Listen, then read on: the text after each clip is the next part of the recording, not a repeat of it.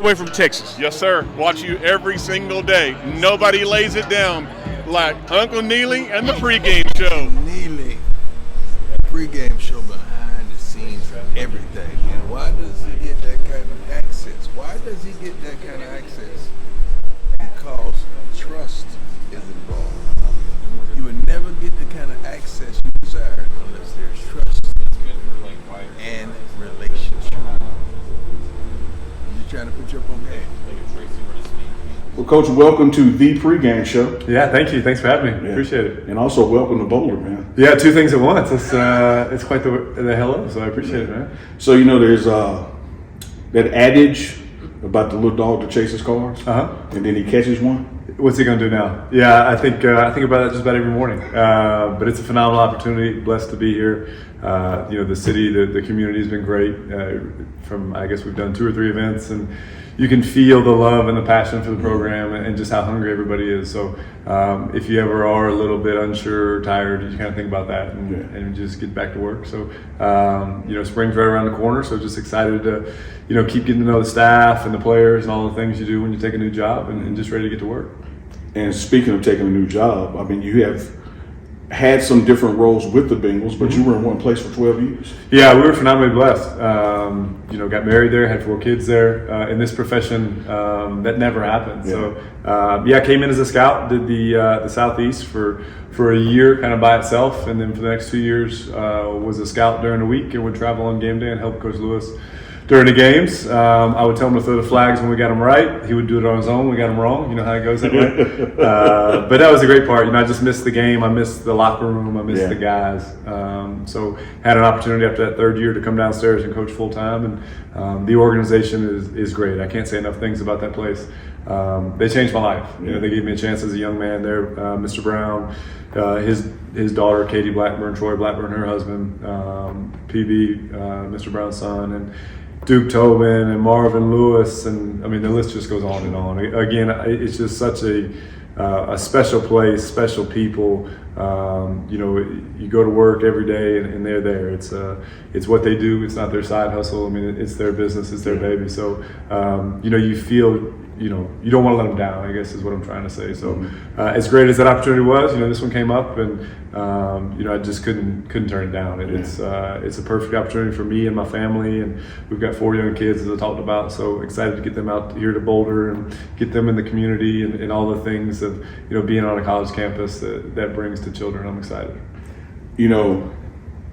First, let me say this: as a father, with all this gray, you don't look old enough to have 4 kids now. Well, that's why I keep it real short. And we had this function on the weekend. I was like, well, shit, I better try to grow out the best beard I can. So this is probably as long as it's ever going to get. Yeah. It looks a little bit trashy probably. So my wife was like, what are you doing? And like, babe, they're just going to say like, how young are you? So you got to look old as you can. The hairs are great. That's why it's short. And we're still at the age that, so 7, 6, 4, and 1. So, we don't have wrecked cars or missed curfews. We have why'd you hit your sister? So I'm on the back end, man. Mine, their first number starts with 2, so they're on up. You have already been through that fight, and you made it out alive. So congratulations. I appreciate that, bro. And so we're excited, and just excited to get them here. So with the Bengals, you were in charge of secondary, coaching those DBs, and now here working with Coach Prime, because he tells us all the time, you're not working for me, you're working with me. Here working with Coach Prime. Talk about the dynamic of being in charge of the defense, but with your secondary background and one of the greatest secondary player of all time. Yeah, I think you'd be an idiot not to use them. I think everybody kind of goes in and it's going to be this way. And I think our job as leaders is when you come into a new spot, you can kind of take a 30,000-foot view of, okay, who are we? What can our players do? And then let's adapt. That's the question that everybody has is, tell me about, what kind of defense are you going to run? And Jonathan Gannon, to his credit, when he was introduced in Philadelphia, his quote at the introductory press conference, which probably didn't go over great in Philly because nothing does, is, I don't have a playbook. I will do what the players do well. And that's kind of our rallying cry here is obviously it's a collection of of really talented guys, good guys as well. So let's look and let's see what we can become, and we'll grow that, kind of brick by brick. With Coach Prime, he says things every day in terms of DB play that you kind of just nod your head and then you leave the room like, golly, how come I never thought about that? Just little things. And obviously when you play the position, so you have a helmet on, like, the intricacies and all that stuff. And he was such a great player for so long, and to not use his phenomenal background and wisdom, and whether it's playing man or zone or wherever your eyes hear, both good and bad, I'd be an idiot not to use it. So super excited to have him. We also have a great staff. I think anytime you take a new job, that's the first thing is you got to get to know those guys, and they've been great to me. Obviously they know the college space better than I do. Sure. As you said, it's been 12 years since I've been in this space. They know these players. These players are drawn to them. They're great men. They're movers of men. They're leaders. I've really enjoyed getting to know them, listening to their stories, listening to them speak to the team. I think it's important that everybody has a voice in this thing. That's probably the biggest perceived difference in the NFL and in college is the NFL is a people business, obviously, and I would love to do the same thing here. And we'll have a tribe mentality defensively of no job too big, no job too small. And, that'll go with the staff as well. So as you talked about with Coach Prime, you don't work for me, you work with me. That's what it is. I mean, we're 5, 6, 7 defensive coordinators in that room. It'll be our defense. We'll do what's best for us, because that's how we feel, not because I think anytime you work for somebody, I think we've all worked for an I person at some point in our career, and you kind of make that trail of tears into work, like, golly, here we go. So let's put all our brains together and let's come up with the best plan we can. Yeah, and I think that's important in any organization to have that participatory feedback where people know their opinions are not only being heard, but when the time is right, even being implemented. Yeah, for sure. I think everybody works hard, and I think it's easy to say, work hard because you're lucky, it's a great job, but it's human nature. Eventually, when you're glossed over, or maybe you're not recognized in a way that you want to be, eventually it just turns off. You're just going to do it. Well, I got to do this, or I want everybody on staff to have input and have a voice. And yes, I will have to have final say, because if things go great, it's because we have great players and a great staff. If things don't go great, it's all my fault. It's on you. And that's it. That's heavy. And that's the head coach's philosophy too. Heavy is the head that wears a crown, right? I'm phenomenally blessed to be here, and that's how I view leadership. Is it takes all parties involved, and let's go get this thing right together. Let's talk a little more in-depth defense. For people who don't know you and what Cincinnati was doing, what does your defense look like from a 30,000 foot view? What is the culture of it? How do they know? Oh, that's Livingston defense there. I think it starts maybe with the scouting background that you talked about. I think it's easy to go to a new job and just take your last playbook, or take, if you're in a different profession, this is how we got results in the last place. Because of the scouting background, I think I look at things differently, and I can say, maybe what we were doing in Cincinnati in 2023, maybe we don't have those guys. But by God, we got the guys that we can do what we did in 2021 or 2019. Gotcha. So personnel driven. It all starts with the players.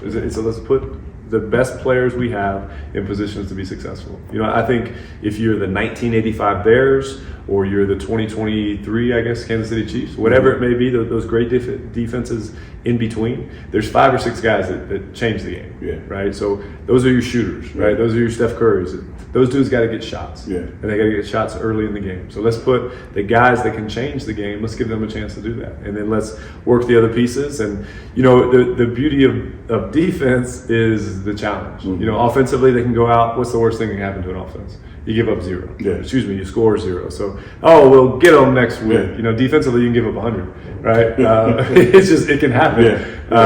And that's a phenomenal challenge. And candidly, that's part of the reason why I love defense, because it takes all 11 guys. You can have a great quarterback and a great wideout, and the offensive line can get in the way just long enough. And Randy Moss from Tom Brady, here we go. Over the top. Right? Defensively, it takes all 11. If a secondary player is not playing great, he'll get exposed. If a linebacker's not playing downhill, he'll get exposed. If a 3 technique's out of his gap, it impacts the whole level. So that's why I love defense. That's why I love really sports itself, is because it takes people from every different background and everything you can think of, and it puts them together, pulling the same rope for the same goal. Sure.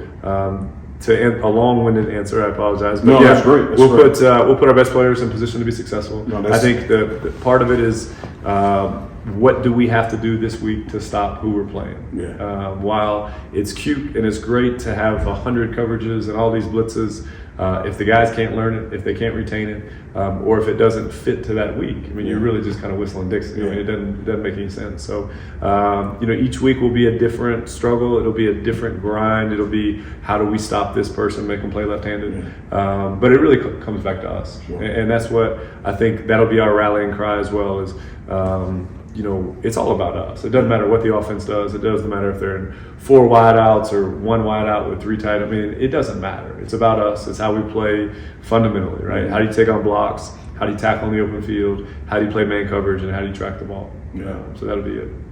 That wasn't long-winded. That was brilliant. Oh, that was perfect. Thank you. That was perfect. So, and I know that that it's hard to look at one team compared to another because staffs change, players change. You're not dealing with the same personnel and same playbook.